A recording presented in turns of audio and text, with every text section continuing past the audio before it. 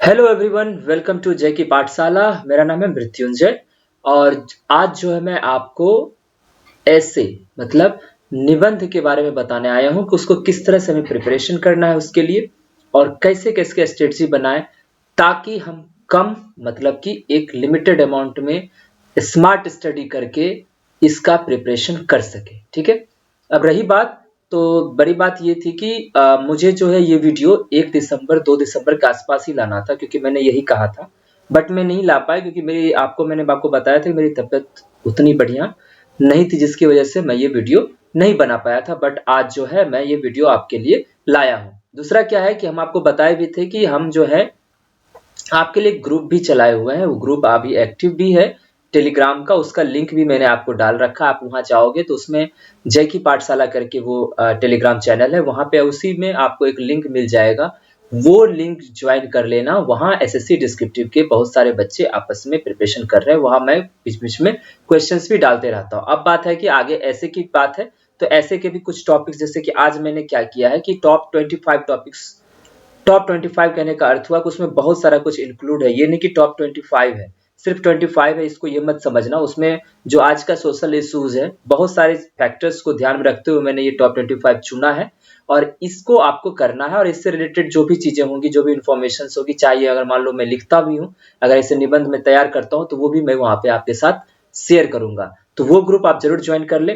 दूसरा क्या है कि आज बहुत सारा मतलब मैं तरीका बताने वाला हूँ, जैसे प्लान वगैरह, और आखिर ऐसे हर एक ऐसे टॉपिक्स को किस तरह से हम डील करें वो भी मैं आपको बताने वाला हूं। तो उसको जिस तरह से मैं डील करने कहूंगा, उसको आप क्या करना कि उस टॉपिक को आप अपने से लिखना और वहां शेयर करना। वहां मैं उसे जरूर पढ़ा करूंगा कि कैसा है।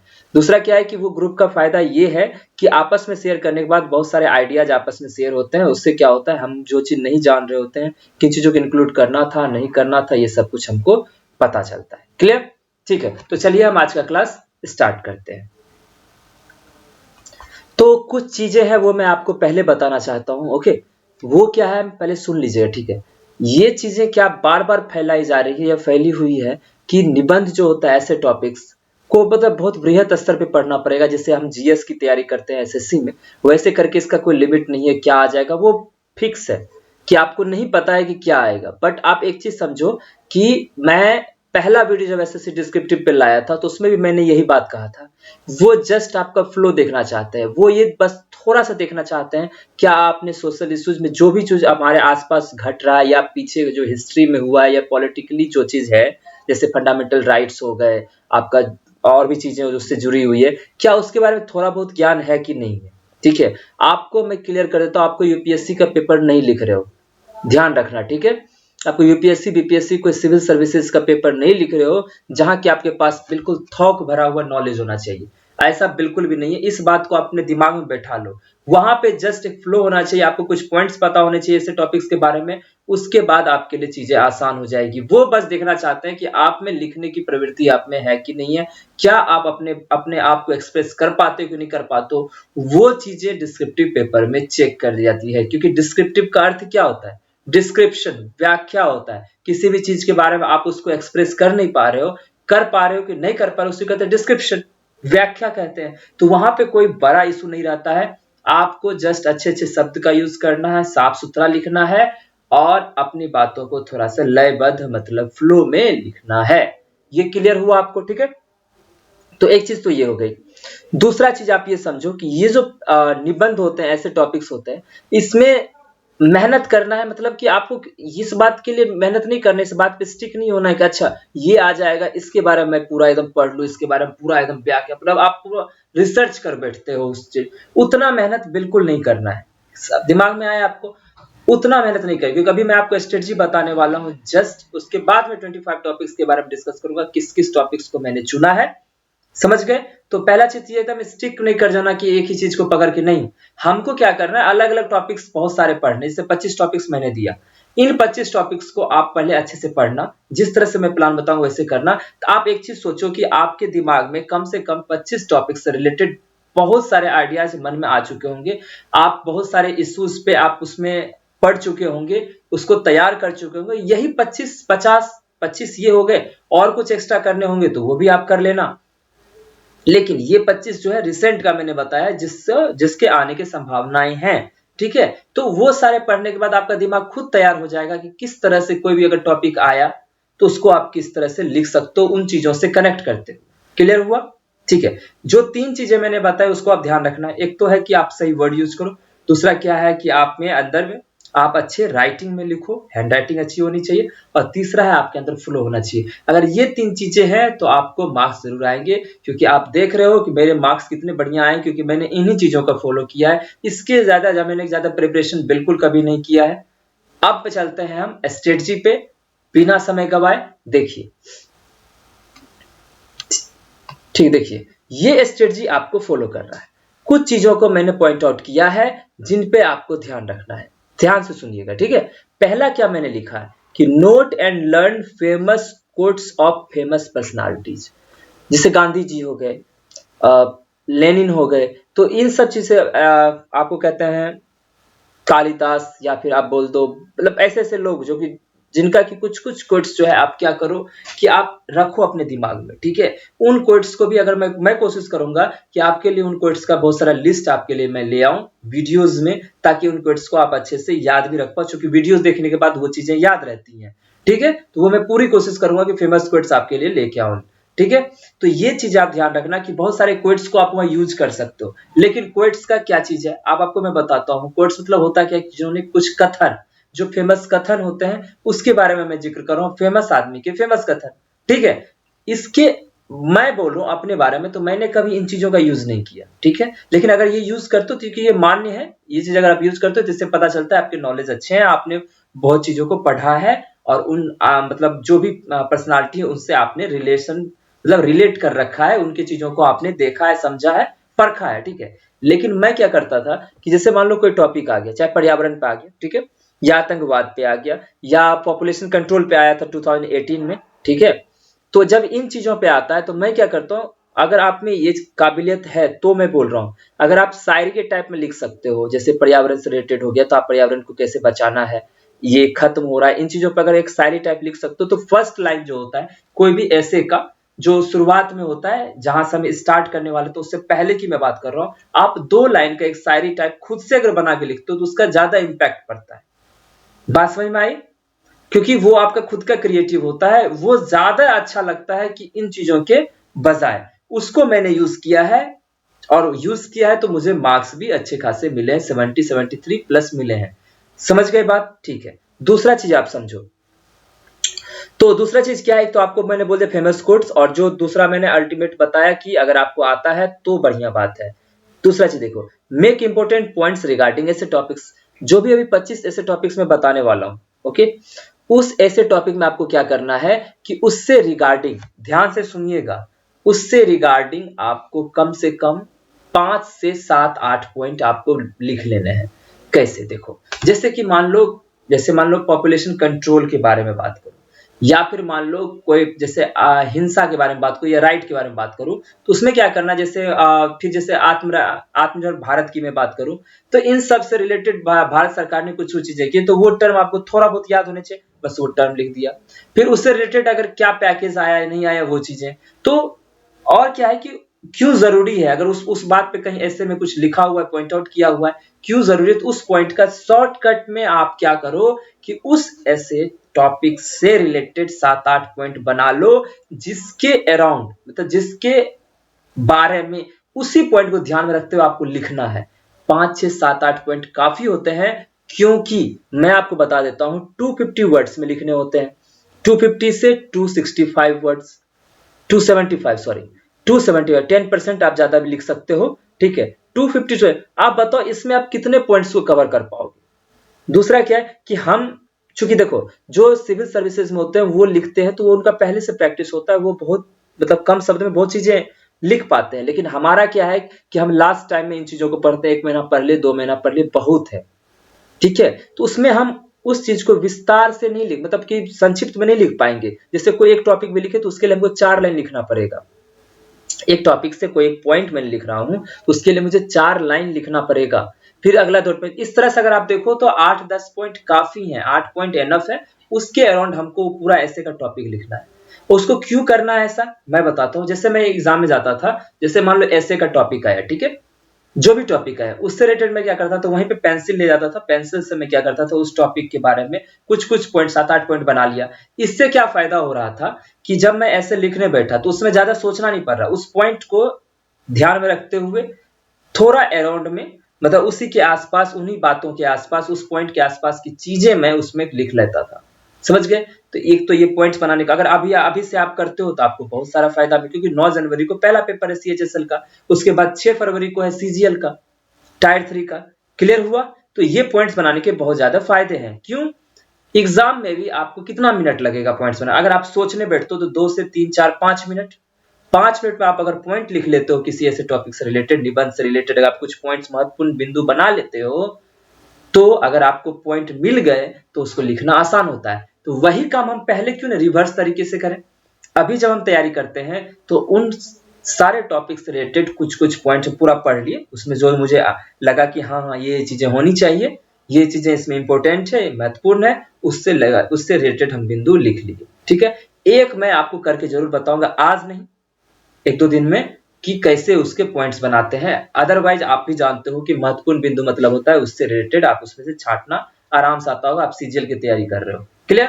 तीसरा चीज देखो क्या लिखा हुआ है, read important fundamental rights related to recent time. अभी जो कुछ भी घट रहा है अभी के समय में, जैसे आपको मैं बता देता हूं, जैसे प्रोटेस्ट हो रहा है तो right to protest, right to privacy, ये थोड़ी थोड़ी चीजें हैं जिसको आपको ध्यान रखना है, जो अभी के समय में ज्यादा मतलब उछाला जा रहा है।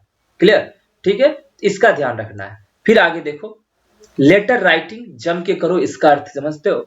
मैंने आपको शुरुआत में बोला, इसलिए मैंने लेटर पहले लिखा है। लेटर में क्या होता है, कोई एक पॉइंट आता है, आप ध्यान से सुनना। लेटर में कोई एक पॉइंट पे लिखना होता है कि आप अगर मान लो आप अपने मोहल्ला के बारे में, आपको बिजली के बारे में बताना है कि आप बिजली सही तरीके से मतलब नियमित तरीके से नहीं आ रही है, तो आपको उस पॉइंट पे आप वहां क्या करते हो, उससे रिलेटेड आप दिमाग में मतलब अपना चलाते हो और फिर उससे रिलेटेड कुछ कुछ इश्यूज को आप लिखते हो। क्लियर? एक तरह से कहो कि आप फ्लो में कुछ कुछ लिखना वहां जानते हो। ठीक है, उसमें फांकी मारना बोलो। ठीक है, अगर आपको फांकी मारने आता है तो आप बहुत अच्छा लिख सकते हो, ये बात आप समझ लो।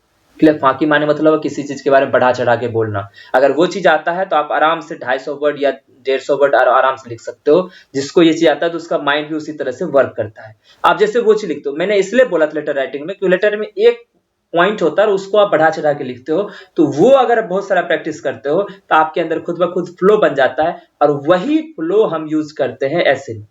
इवन मैं अपने बारे में बताऊं, मैं हमेशा लेटर राइटिंग लिखता हूं, लेटर राइटिंग की प्रैक्टिस करता हूं, और ऐसे का सिर्फ पॉइंट्स नोट करके उसको बस रिवाइज करता हूं। इतना करके मैंने आज तक, मैं आपको बता दूं, कभी ऐसे लिखा ही नहीं है, मतलब प्रैक्टिस पहले किया ही नहीं है। मैं पूरा कहीं से मान लो कोई एक टॉपिक मिल गया, जैसे मैं आपको बुक बताने वाला हूँ, उसका एक बुक से चैप्टर पढ़ लिया, जो भी टॉपिक था उससे रिलेटेड सारा कुछ पढ़ लिया, उसमें से कुछ पॉइंट्स बना लिए, बस उसको ध्यान रख लिया, उसको एक कॉपी अलग बना के रख लिए। ठीक है, 50 बनाए, 50 को तैयार किए, 50 में तो काफी कुछ कवर हो जाएगा, उसके बाद तो कुछ बचेगा ही नहीं। वहां ऐसा नहीं है कि कोई उसी टॉपिक से रिलेटेड आपको लिखना ही, आपको मार्क्स मिलने हैं, आपको बस अच्छे फ्लो में लिखना है। ठीक है, इसलिए मैं कहता हूँ लेटर राइटिंग जम के क्या करो, क्योंकि एक पॉइंट को कैसे लिखना है वो एक लेटर में हम सीख लेते हो, वही चीज तो वहां भी करना है। समझ गए ना? ठीक है, अब देखो, रेगुलर प्रैक्टिसिंग मतलब बहुत ज्यादा प्रैक्टिस करो, लेटर राइटिंग खूब सारा करो।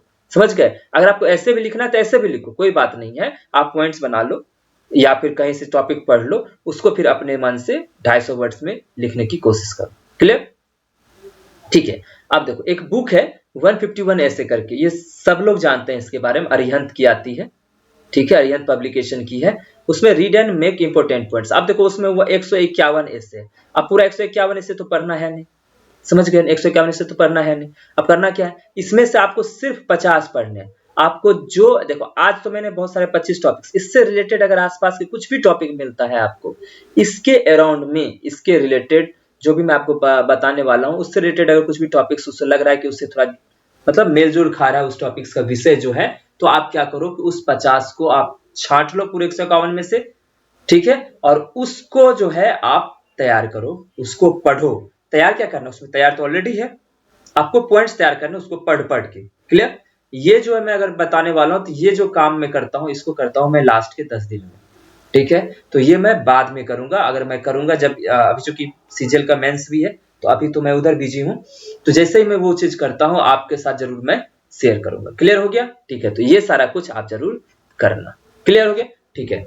अब जो है मैं आपको बताने वाला हूं 25 टॉपिक कि किन 25 टॉपिक्स पे आपको काम करना है और अच्छे से लिखना है। इसके साथ साथ एक और चीज जो इंपॉर्टेंट है, ओके, वो ये है कि फॉर्मेट कैसा होना चाहिए ऐसे का। क्लियर? तो वो देखते हैं कैसा होना चाहिए, आप ध्यान से देखें। 1 मिनट।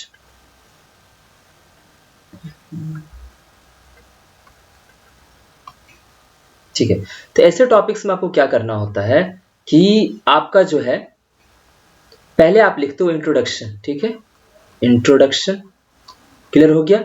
उसके बाद आप बॉडी पार्ट में जो भी उसके बारे में इंफॉर्मेशन होते हैं वो सब लिखते हो, बॉडी पार्ट। और लास्ट में आप उस सब को कंक्लूड करके लिखते हो कि आप पूरे ऐसे में जो चीज लिखे हैं आप उसको आप मतलब छोटा करके कंक्लूड करना चाहते हो कि उन सारी बातों का मेन मतलब आप क्या कहना चाह रहे थे वो लास्ट के पैराग्राफ में आप लिखते हो। तो ये 3 पार्ट में होता है, इसमें कुछ ज्यादा होता नहीं है। जैसे ही कोई टॉपिक आया तो उसका पहले इंट्रोड्यूस करो उसको, क्या कि उससे रिलेटेड क्या क्या चीजें हैं जिस वो आप समझाओ उस टॉपिक के बारे में। उसके बाद फिर उस टॉपिक से रिलेटेड जितनी चीजें आप कहना चाहते हो उससे रिलेटेड वो कहो। और लास्ट में क्या कर दो, कंक्लूजन, मतलब आप लास्ट में निष्कर्ष पे पहुंचो कि निष्कर्ष में आखिर आप क्या कहना चाह रहे थे, आपका अपना मत क्या है, और उन सारे चीजों आप ऊपर लिखे थे उसका फाइनल आपके हिसाब से स्टेटमेंट क्या है, वाक्य क्या है, उसको आप वहां लिखते हो। तो ये 3 पार्ट में आप लिखना चाहते हो। ठीक है, अब चलिए देखते हैं टॉप 25 टॉपिक्स क्या क्या है। तो देखिए ये रहे आपके टॉप 25 टॉपिक्स। आप देखो इसमें क्या क्या चीजें हैं वो ध्यान देना। मैंने पूरा कोशिश किया है कि अभी के रिसेंट टाइम में जो भी कुछ अपने इंडिया में मतलब रह रहा है, हो रहा है, उससे रिलेटेड हम चीजें यहाँ पे आप मतलब उससे रिलेटेड आने की चांसेस हैं। जैसे पिछला बार पर्यावरण पे आया था, फिर जैसे कि पॉपुलेशन कंट्रोल पे आया था, तो चीजें ऐसा हो सकता है। बट कभी कभार क्या होता है सरप्राइज पैकेज भी मिल जाता है हम लोग को कि कुछ और ही टॉपिक्स आए। जैसे पिछला बार सीजीएल में कुछ और आ गया था। क्लियर कट हो गया? ठीक है, अब देखो कौन कौन से टॉपिक्स पे आपको मेनली फोकस करके लिखने हैं। देखो पहला चीज, ठीक है, पहला है फार्मर्स बिल। फार्मर्स बिल 3 प्रकार के थे, ठीक है, जिसको कि रिपील कर लिया गया, जिसको कि लौटा लिया गया, उस तीनों बिल निरस्त कर दिए गए हैं। क्लियर? तो तीनों बिल के बारे में आप अच्छे से पढ़ लेना। और चूंकि ये अभी रिसेंट का है तो उसको निरस्त करना पड़ा, और जो चीज फार्मर्स बिल पे थे वो आपको लिखना आना चाहिए, वो आपको पता होना चाहिए वो कौन कौन से बिल थे और उससे रिलेटेड क्या क्या इंफॉर्मेशन थे। क्लियर हो गया? अब पहला चीज एक में आप अपने दिमाग में बैठा लो, क्या होता है कि जैसे कि मान लो अनएम्प्लॉयमेंट पे बात आएगी या एम्प्लॉयमेंट पे बात आएगी, तो आप क्या करोगे जब वहां लिखने जाते हो तो जोश में आके क्या होता है कि अब मेरे मन में जो चल रहा होता है जैसे कि सरकार के खिलाफ हमको बोलना है कि सरकार ऐसे ऐसे पॉलिसीज नहीं कर रही है, ऐसे नहीं कर रही है, समय पे ये नहीं हो रहा है, एग्जाम हो रहा है तो रिजल्ट नहीं आ रहा है, रिजल्ट आ रहा है ज्वाइनिंग नहीं हो रही। ये सारे बात को एकदम दिमाग को फ्रेश कर लेना। आप जब भी ऐसे का टॉपिक पे किसी भी चीज टॉपिक पे लिखते हो तो उसमें सरकार के खिलाफ एक शब्द भी नहीं लिखना है। पहला चीज है। दूसरा चीज, कभी भी निगेटिव माइंड के साथ नहीं लिखना है, हमेशा क्या करना है, पॉजिटिव माइंड के साथ। तीसरा चीज, आपका प्रोस्पेक्टिव बहुत बड़ा होना चाहिए। आप भविष्य में मतलब जो भी टॉपिक को लिख रहे हो तो आपका प्रोस्पेक्टिव बड़ा होना मतलब आप भविष्य में इसको बहुत बेहतर देखना चाहते हो। ये 3 चीजें आप अपने दिमाग में रखना, फिर जाके ऐसे लिखना, तो आपका ऐसे बहुत ही बेहतरीन होगा। ठीक है? दूसरा चीज देखो, दूसरा टॉपिक क्या है, right to protest. Right to protest का मतलब हुआ कि हम आंदोलन कर सकते हैं, विरोध अपना जता सकते हैं, इसका हमें अधिकार है। मतलब सरकार अगर कुछ करती है उससे अगर हम सहमत नहीं हैं, असहमत हैं, तो हम उसके खिलाफ विरोध कर सकते हैं। ये हमारा फंडामेंटल राइट्स में मतलब उसी के अंदर इस एक तरह का ये हमारा अधिकार है। तो उसको आपको ध्यान रखना क्योंकि ये राइट ऑफ एक्सप्रेशन में ही आएगा। ठीक है, आप अभिव्यक्ति की आजादी है आपको, आप प्रोटेस्ट कर सकते हो। अगर सरकार या किसी भी पद्धति या फिर कोई भी चीज आता है, योजना या किसी चीज से अगर हम इत्तेफाक नहीं रखते हैं तो हम उसको प्रोटेस्ट कर सकते हैं, हम उसके विरोध कर सकते हैं। क्लियर हो गया ये चीज? तीसरा देखो, अभी जस्ट ऑनलाइन एजुकेशन हुआ है और इसका फ्यूचर क्या इंपैक्ट पड़ सकता है या फ्यूचर में हम इसको अपना सकते हैं कि नहीं अपना सकते, वो ध्यान रखना। क्योंकि कोरोना के समय में जो सबसे बड़ा चीज आया था वो था ऑनलाइन एजुकेशन, जो लगातार आपको यूज में आना पड़ा, बच्चों के साथ बच्चों को भी इसमें ढलना पड़ा, टीचर्स भी बहुत सारे अब इसमें पारंगत हो चुके हैं। तो इसके आपको पक्ष और विपक्ष मतलब अच्छाई इसका क्या है और कौन क्या है, मतलब कि इसका विपरीत प्रभाव क्या पड़ सकता है, वो दोनों चीजें आपको लिखने। और क्या है कि ऑनलाइन एजुकेशन के बारे में आप ये भी जिक्र कर पाओगे कि आगे इसको फ्यूचर में हम यूज कर सकते हैं कि नहीं कर सकते हैं, क्या हम पीछे जो पद्धति में पढ़ते आ रहे थे, जैसे क्लास होता था, ऑफलाइन होते थे, क्या वो ज्यादा सही था या उसी को अपनाते हुए आगे बढ़ना चाहिए, ऑनलाइन एजुकेशन में हम आगे बढ़े। तो ऑनलाइन एजुकेशन से क्या फायदे और नुकसान हो सकते हैं उसके बारे में आपको बताना है, ये जोड़ते हुए कि आगे हम भविष्य में इसको यूज कर रहे हैं या नहीं करेंगे। ठीक है, नया चीज।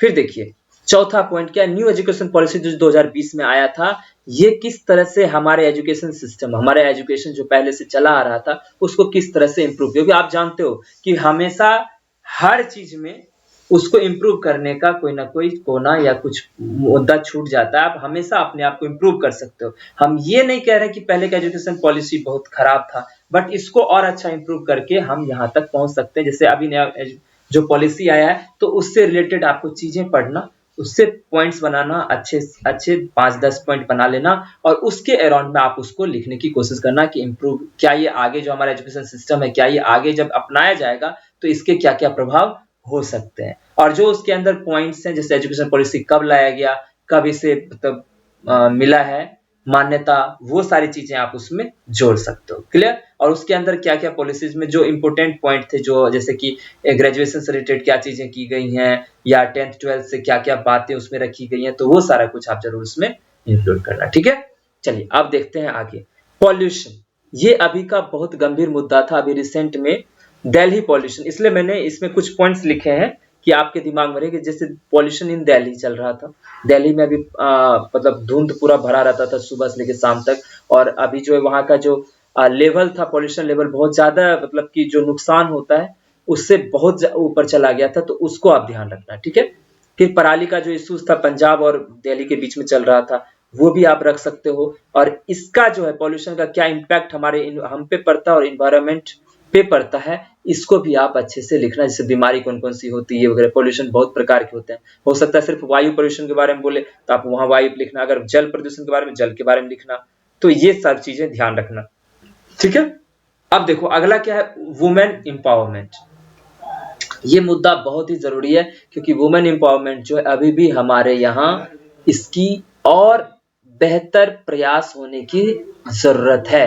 समझ के, इस क्षेत्र में और भी ज्यादा काम करने की जरूरत है, क्योंकि एजुकेशन से जुड़ के, ठीक है, इसको आगे बढ़ाना है। वुमेन का एम्पावरमेंट, तो हमारा समाज तभी एम्पावर होता है जब एजुकेशन हमारे अंदर भर, मतलब बहुत अच्छे तरीके से, अगर आप एजुकेटेड आदमी के बीच में बैठोगे और अनएजुकेटेड, दोनों में बहुत फर्क होता है, उनके बिहेवियर सब चीजें में। तो इन चीजों को जोड़ते हुए वुमेन एम्पावरमेंट को आपको बढ़ाना कि वुमेन की, जैसे कि अभी क्या है कुछ परसेंटेज, जैसे बिहार सरकार, ये बिहार सरकार कुछ परसेंटेज दे रही है कि वो हर मतलब हर तबके की जो वुमेन है वो हर एक ऑफिस में पहुंचे, हर एक कार्यालय में उनका पहुंच बने, वो और अच्छा से मेहनत करे। उनको जैसे कि कुछ कन्या सुरक्षा योजना या कन्या को जैसे पढ़ाने के लिए कुछ पैसे जो मुहैया कराए जाते हैं, अगर वो 12th करती हैं तो कुछ मुहैया कराया जाता है। तो इस तरह से चीजें उनको मतलब पूरे तरह से एम्पावर करें। इन चीजों से रिलेटेड जो भी चीजें हैं उसका पॉइंट्स बना के आपको लिखना है। क्लियर हो गया? ठीक है, आगे देखो, आगे कोविड वैक्सीनेशन। अभी जो वैक्सीनेशन है ये बहुत बृहद स्तर पर हमारे यहाँ किया गया।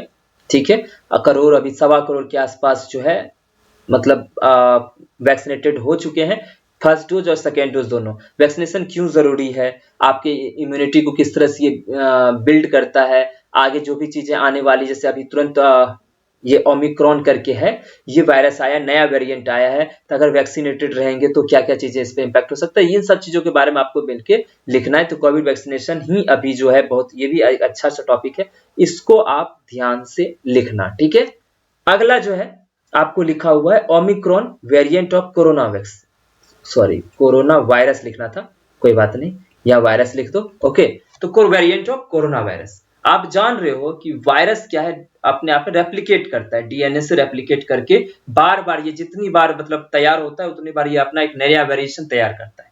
ठीक है, ये वायरस का अपना एक लक्षण होता है, और इसी तरह से क्या होता है कि जैसे जैसे ये आगे बढ़ता है, ये अलग अलग तरीके से ये अपने आप को मतलब शक्तिमान बनाता है। मतलब कहें तो इसके अंदर जो है ये लगातार जो है हार्म करने की क्षमता इसमें बढ़ती है।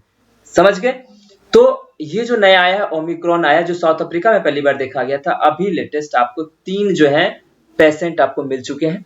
2 नीचे है साउथ इंडिया में और एक शायद गुजरात में मिला है। तो ये सारा कुछ आप ध्यान रखते हो। ओमिक्रॉन तो सिर्फ ओमिक्रॉन के बारे में नहीं लिखेंगे, ओमिक्रॉन जब इंट्रोड्यूस करेंगे तो वहां पे हम बोलेंगे कि कोरोना जो एक प्रकार का वायरस है, वायरस हमेशा रेप्लिकेट करता है, मतलब अपनी तरह का एक नया जाति बनाता है और बहुत रैपिड तरीके से ये ग्रोथ करता है, रिप्रोड्यूस करता है, समझ गए।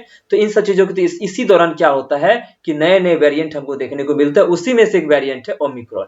ये हुआ इंट्रोडक्शन का मामला, ठीक है। और फिर ओमिक्रॉन के बारे में जो कुछ आपको पता चलेगा आप ढूंढ ढूंढ के लिखना, आप मतलब नेट से देख के उसके पॉइंट्स बना के उसको लिख सकते हो। क्लियर?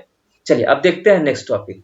नेक्स्ट टॉपिक है आपका suicide, mental health. Sushant Singh Rajput हो या उसके बाद से तो लगातार झरी पड़ा हुआ था सुसाइडल, आप इतने इश्यूज आ रहे थे सुसाइडल, मतलब इतना सारा लोग ने सुसाइड किया।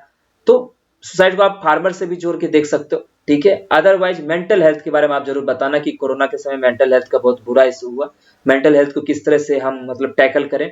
आप अपने जो भी अंदर प्रॉब्लम्स होते हैं आप जरूर उसको लोगों से शेयर करें ताकि आपके अंदर वो कम होंगे, आप उसको कैसे इंप्रूव कर सकते हो। मेंटल जो ये प्रॉब्लम है, लोगों को क्या लगता है कि अगर कोई शांत बैठा हुआ है, वो कुछ नहीं बोल रहा है, तो वो उसको लोग उतने हल्के में ले लेते हैं, लेकिन वो भी एक प्रकार का बीमारी है। बीमारी है तो उसको कैसे ठीक किया जाए, डॉक्टर से मिला जाता है, साइकेट्रिस्ट से मिलकर हम उसको थोड़ा अपने आप को वहाँ साइकेट्रिस्ट अपने प्रॉब्लम्स बता के वो आपको मेडिसिन भी इवन दिया जाता है इसका। तो ये सारा कुछ आप जरूर ध्यान से लिखना। तो सुसाइड पे तो आपको बहुत सारे ऐसे मिल जाएंगे कई जगह पे, मेंटल हेल्थ इसको दोनों के पॉइंट को जोड़ना है, सिर्फ एक सुसाइड ही नहीं, यहाँ आप जब लिखोगे तो मेंटल हेल्थ को जोड़ के ही लिखना। क्लियर हो गया? अगला है योगा। जानते हो योगा हमारे प्रधानमंत्री ने भी क्या किया है कि इसके बारे में बहुत ज्यादा जागरूकता लाया। योगा दिवस भी हम मनाते हैं 21 जून या कब डेट, ठीक है। और बैलेंस डाइट, सिर्फ योगा ही जरूरी नहीं होता है हमारे हेल्थ के लिए, ठीक है। योगा के साथ साथ हमें बैलेंस डाइट भी लेना चाहिए। इस दोनों को जोड़ते हुए भी आपको ये टॉपिक आ सकता है। ये कॉमन सा टॉपिक है, लेकिन ये अभी के समय में जिस तरह का हेल्थ इश्यूज चल रहा है, तो इस समय के लिए ये बहुत ज्यादा अच्छा टॉपिक है, इसलिए इसको मैंने अपने में इंक्लूड किया है। अगला देखो, अब क्या है कि agriculture the backbone of Indian economy. सही बात है, अभी जो पिछले एक साल से मुद्दा चल रहा है वो किसान से रिलेटेड, तो एग्रीकल्चर जरूर आ सकता है, इसमें कोई बड़ी बात नहीं है, क्योंकि हमारा जो भारतीय अर्थव्यवस्था है वो पूरी तरह से किसानी मतलब खेती पे ही निर्भर है।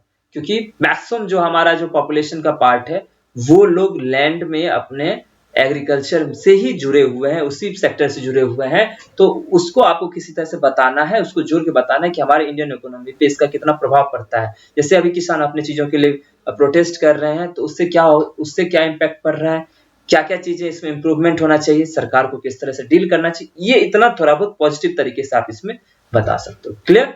और इकोनॉमी से जोड़ते हो, क्योंकि इंडियन इकोनॉमी का इसे बैकबोन रीड कहा जाता है, तो इंडियन इकोनॉमी से रिलेटेड, ठीक है, रिलेट करना है इसको। अब आता है राइट टू प्राइवेसी, ठीक है। राइट टू प्राइवेसी का मुद्दा क्यों उठा, ये इसलिए मैंने लिया, प्रोटेस्ट तो आप जान ही गए। राइट टू प्राइवेसी इसलिए मुद्दा है क्योंकि अभी फेसबुक से ही रिलेटेड या आप व्हाट्सएप पे आप बार बार सुनते रहते हो कि साइबर क्राइम हो गया, ठीक है, और आपका जो डाटा था वो दूसरे के साथ शेयर कर दिया गया। तो ये सब जो प्राइवेसी का चीज है, ये चूंकि ये एक बॉन्ड तरह का होता है, जब भी आप कोई सॉफ्टवेयर डाउनलोड करते हो उसके साथ भरते हो, वहां ओके करके आप उसको आगे बढ़ते हो उस बॉन्ड को।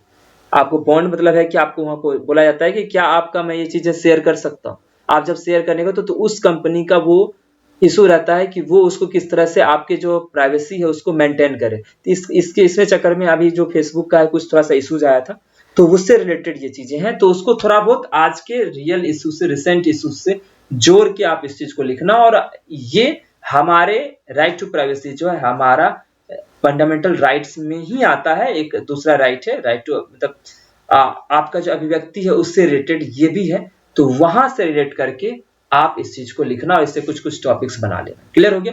चलिए अब देखते हैं नेक्स्ट, ये 12 टॉपिक्स यहाँ हो गए, ठीक है। अब यहाँ देखते हैं और क्या क्या चीजें हैं।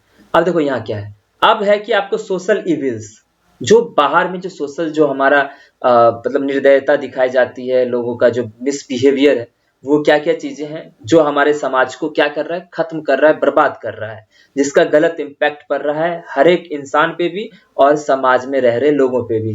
देखो कैसे, एक तो ये जो रेप जो है, रेप का इशू तो बहुत ज्यादा है, गर्ल्स का जो है ये आप जानते हो, खासकर ये मतलब आप अगर कहो तो हर एक सेकेंड या हर एक मिनट में कई रेप हो जाते हैं। इन चीजों को भी आप उठाना। वुमेन सेफ्टी, वुमेन किस तरह से सेफ होंगे इसके बारे में, और आईटीजी ये चीजें भी बहुत बुरी हैं। तो ये टोटल जो है सोशल इविल, हम इसको मेनली जब जोड़ेंगे तो हमारा वुमेन से जोड़ के, दूसरा क्या, अगर सोशल इविल्स और जोड़ना चाहते हो तो जातिगत भी आप इसको लिख सकते हो कि जातिगत आज भी जो है जो नीचे जात के लोग होते हैं या मतलब उनके साथ भी बुरा बर्ताव सॉरी, उनके साथ भी बुरा बर्ताव होता है। तो इन चीजों के सोशल में जो गलत गलत चीजें घटनाएं घट रही है उनको जोड़ के आप इसमें लिख सकते हो। क्लियर? ठीक है। अब देखिए नमामि गंगे प्रोग्राम, अभी गंगा से रिलेटेड बहुत सारा इशू चल रहा है, जो यमुना से भी रिलेटेड चल रहा था, दिल्ली का साफ करने का। तो नमामि गंगे प्रोग्राम भी, ये एक प्रोग्राम भारत सरकार द्वारा लॉन्च किया गया था, जिसके तहत एक टारगेट फिक्स किया गया था, कुछ साल के अंदर जो है उसको पूरी तरह से साफ कर दिया जाएगा। तो इससे रिलेटेड क्या क्या चीजें प्रोग्राम में रखी गई थी, तो उसको आप देख लेना और उससे वो पॉइंट बना लेना। पॉपुलेशन कंट्रोल, ये आने का चांसेस नहीं है, लेकिन अभी ये बिग इश्यूज है हमारे हर एक देश के लिए, क्योंकि जनसंख्या विस्फोट हो रहा है। तो ये जो है 2018 में आ चुका था, लेकिन फिर भी मैंने इसे रखा क्योंकि ये दोबारा भी आ सकता है। क्लियर? जिससे रिलेटेड आपको जो भी डाटाज वगैरह होंगे थोड़े बहुत अलग अलग देशों, हम किस पोजीशन पे आते हैं, हमारे यहाँ का डेंसिटी क्या है, ये सारा कुछ घनत्व वगैरह सब ध्यान में रखते हुए इसको लिखना। ठीक है? जनसंख्या कंट्रोल, जनसंख्या नियंत्रण पे है। देखो ये टॉपिक अभी हॉट टॉपिक है, बट ये टॉपिक जो है वो कैसे दे सकता है, क्यों बताते हैं, अनएम्प्लॉयमेंट, बेरोजगारी। ठीक है, पता चला कि अगर बेरोजगारी का टॉपिक आता है, देखो है टॉपिक ये बहुत जरूरी, लेकिन मुझे नहीं लगता ये आएगा, क्योंकि अगर ये टॉपिक आए तो पता चला सब लोग एसएससी को ही लपेटे में ले लिए, है ना, रेलवे को लपेटे में ले सकते हैं। तो ये जो है रिक्रूटमेंट बोर्ड जितना भी है उसको ये लपेटे में लेके लिख सकते हैं कि मतलब आप जो है प्रॉपर तरीके से अभी नहीं होता है, ये नहीं होता है, ऐसा होना चाहिए, वैसा होना चाहिए। तो मे बी ये टॉपिक ना आए, बट अभी के समय में अनएम्प्लॉयमेंट हमारे देश का बहुत ज्यादा बढ़ा है पिछले 10 साल के कंपैरिजन में अगर देखोगे तो। ये भी अलग तरह, क्योंकि अनएम्प्लॉयमेंट जब भी बढ़ता है तो इससे मतलब बहुत सारा चीजें बाहर आती हैं। एम्प्लॉयमेंट मतलब जैसे युवा अगर हमारा परेशान होगा तो समझ रहे हैं आप, देश की विकास जो है, विकास दर में भी कमी आएगी, ये सारा कुछ है। तो अनएम्प्लॉयमेंट पे भी आप जरूर बना लेना, लिख लेना। मे बी अगर नहीं आ गया तो फिर क्या करेंगे। ठीक है, आगे तो conditions of farmers in India. तो इंडिया के अंदर जो हमारा फार्मर्स कंडीशन पहले से डिटेरिएट हुआ है कि बढ़ा है, क्या हुआ है उनसे, जो महंगाई की, देखो अभी महंगाई तो बढ़ा है बट फसलों का दाम नहीं बढ़ा, उसी को कहते हैं एमएसपी। एमएसपी मतलब वो मिनिमम सपोर्टिंग प्राइस होता है, कि वो प्राइस मिनिमम की अगर उस पे अगर बाजार में मान लो कोई सामान मैंने तैयार किया, ठीक है, उसको हम 10 रुपए मिनिमम एमएसपी बना हुआ है, लेकिन जब बाजार में लेके गए तो वो 8 रुपए में बिक रहा है, 10 में कोई लेना नहीं चाह रहा है, तो सरकार उसको 10 में लेती है। इसको कहते हैं एमएसपी डिसाइड करना। तो एमएसपी पे ही हमारे पास 23 फसल है टोटल जो एमएसपी पे मतलब बिकनी है। ठीक है, समझ गए बात? ठीक है। दूसरा क्या है, कंडीशन ऑफ फार्मर्स, सुसाइड वगैरह हो रहे हैं, उनके पास लोन कर्ज वगैरह बढ़ जा रहा है, जैसे पराली का भी इशू, वो भी लिखना, फार्मर्स बिल को भी इसको जोड़ते हुए। ठीक है, अब वाटर स्कार्सिटी, ये आगे आने वाला समय का जो सबसे मेन मुद्दा है, जिसकी वजह से क्या कहा जाता है, तीसरा युद्ध होगा, विश्व युद्ध होगा। तो वाटर स्कार्सिटी पे भी आप जरूर लिखना कि कैसे करके इसको हम ठीक कर सकते हैं, आखिर सोशली कैसे इस पे इश्यूज क्रिएट किए जाए, सब लोग मिलकर सबमिट करके इसको आगे हम इसको ठीक कर सकें। तो वाटर स्कार्सिटी भी एक प्रमुख मुद्दा है अभी के समय में, इसलिए मैंने इसे भी अपने टॉपिक में इंक्लूड किया है। जीएसटी, ये तो आप पिछली बार भी तैयार किए होंगे और इस पे बहुत सारा आपको ऐसे बहुत जगह मिल जाएगा, उसमें से अच्छे अच्छे पॉइंट्स छांट के लिख लेना, इसका इंपैक्ट क्या पड़ता है इकोनॉमी पे। ग्लोबल वार्मिंग, ठीक है, ये आपका जो है CHSL और MTS, ठीक है, CHSL और MTS जो है दोनों में इसका मेन इशू हो सकता है CGL के लिए, भले ये टॉपिक उतना इंपॉर्टेंट नहीं है। तो आपके सामने जो है ये चीज था, ठीक, एक मिनट, हाँ, तो ये जो है, ये जो टॉपिक है आपका, ये CHSL और MTS में इसके आने के अनुमान है। इधर तो मतलब मुश्किल है थोड़ा सा कि CGL में आएगा कि नहीं आएगा, बट ये दोनों टॉपिक CHSL और MTS के लिए बहुत इंपॉर्टेंट। ठीक है, अब देखिए आगे जो 3 चीजें हैं, ये जो न्यू इंडिया का है, ठीक है, कि आत्मनिर्भर भारत, डिजिटल इंडिया और मेक इन इंडिया। ठीक है, इससे रिलेटेड आप इस तीनों टॉपिक को जरूर करके जाना, क्योंकि इसके आने के भी बहुत ज्यादा अनुमान है। सबसे लास्ट जो फाइनली मैंने जो इंक्लूड किया है अपने टॉपिक्स में, वो है क्लाइमेट चेंज, क्योंकि अभी जस्ट जो प्रधानमंत्री बाहर गए थे और वो सबमिट करके आए हैं।